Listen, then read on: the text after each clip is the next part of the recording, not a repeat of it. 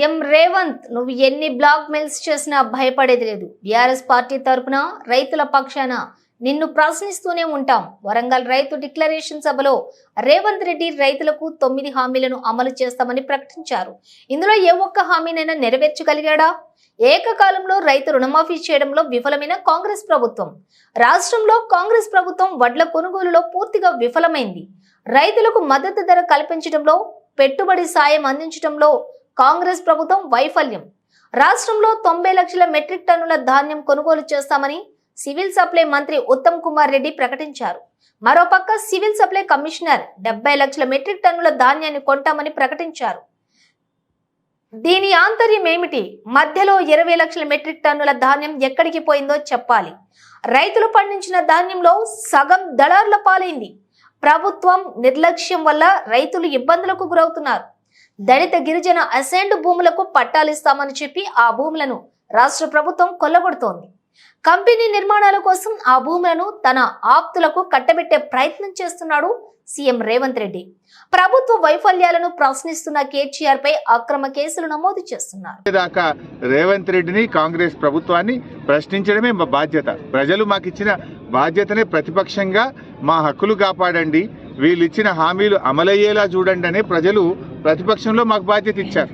తప్పకుండా కేసీఆర్ గారి నాయకత్వంలో మిమ్మల్ని ప్రశ్నిస్తూనే ఉంటాం. రాష్ట్రంలో ప్రభుత్వం వడ్ల కొనుగోలు విషయంలో పూర్తిగా విఫలమైంది.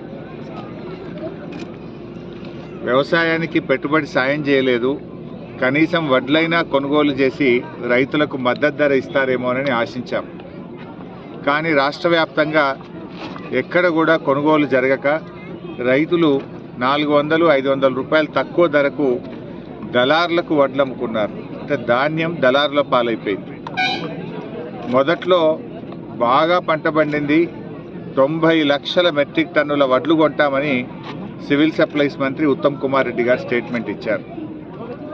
నిన్ననేమో సివిల్ సప్లైస్ కమిషనర్ చౌహాన్ గారు 70 లక్షల మెట్రిక్ టన్నుల వడ్లు కొంటామని ఆయన స్టేట్మెంట్ ఇచ్చారు. అంటే 20 లక్షల మెట్రిక్ టన్నులు ఎక్కడ పోయింది? మరి మధ్యలో 20 లక్షల మెట్రిక్ టన్నులు ఎక్కడ పోయినట్టు? అంటే దళారుల పాలైంది. నిజంగా ఈ 70 అన్న వస్తుందా అంటే అది కూడా డౌట్ఫుల్లే ఉంది.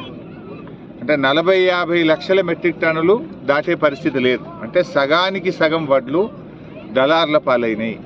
రాష్ట్రంలో పండింది 90 లక్షల మెట్రిక్ టన్నుల వడ్లు అయితే రాష్ట్ర ప్రభుత్వం 40-50 లక్షల మెట్రిక్ టన్నులు కూడా కొనడం లేదు. అంటే సగానికి సగం వడ్లు దళారుల పాలైంది.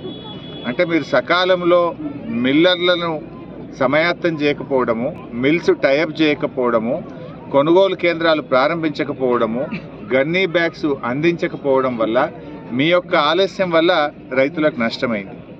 మీరు 500 బోనస్ అన్నారు. బోనస్ మాట దేవుడేరు కానీ 500 లోపలికి అయింది. బోనస్ రావాల్సిన రైతులకు 400-500 తక్కువ ధరకే దళారులకు అమ్ముకునే పరిస్థితి కలిగిందంటే ఇది పూర్తిగా రాష్ట్ర ప్రభుత్వం యొక్క వైఫల్యం. ఇది టోటల్గా గవర్నమెంట్ ఫెయిల్యూర్. ఇవాళ రైతులకు ఏ ఒక్క హామీ నిలబెట్టుకోలేదు. వరంగల్లో రైతు డిక్లరేషన్లో 9 హామీలు ఇచ్చింది ప్రభుత్వం. 9లో ఒక్కటన్నా అమలైందా? రైతులకు 15,000 రైతు భరోసా అన్నారు, అమలు కాలేదు. రెండవ హామీ కౌలు రైతులకు 15,000 రైతు భరోసా అన్నారు, కాలేదు. మూడవ హామీ వ్యవసాయ కూలీలకు 12,000 ఇస్తామన్నారు, కాలేదు. నాలుగవ హామీ రైతు రుణమాఫీ ఏకకాలంలో ఒకేసారి డిసెంబర్ 9వ తేదీ చేస్తామన్నారు, కాలేదు. ఏది వ్యవసాయ పనిముట్లు ఇస్తామన్నారు, జరగలేదు.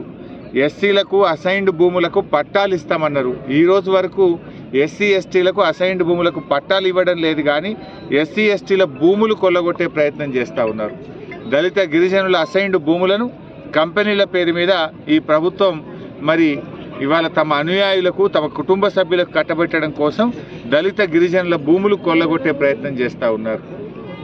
ఈ ముఖ్యమంత్రి ఎట్లా తయారైందంటే ఎవరైనా మాట్లాడితే ప్రశ్నించే గొంతు మీద ఆయన దబాయించే ప్రయత్నం చేస్తున్నాడు.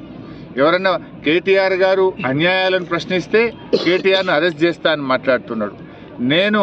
నువ్వు రుణమాఫీ చేయడంలో ఫెయిల్ అయిపోయినావు, పిల్లలకు అన్నం పెట్టడంలో పురుగులు అన్నం పెడితే పిల్లలు విషాహారం తిని ఆసుపత్రుల పాలవుతున్నారు, నువ్వు ప్రభుత్వంలోకి వచ్చినాక 42 మంది పిల్లలు చనిపోయారని చెప్పి నీ ప్రభుత్వ తప్పిదాలను ఎత్తి చూపితే బ్లాక్మెయిల్ రాజకీయాలకు రేవంత్ రెడ్డి పాల్పడతా ఉన్నాడు. నన్ను పట్టుకొని రంగనాయక సాగర్ దగ్గర ఇరిగేషన్ భూములు నువ్వు తీసుకున్నావని చెప్పి మాట్లాడినాడు. అటువంటి అలవాట్లు నీకుంటాయి.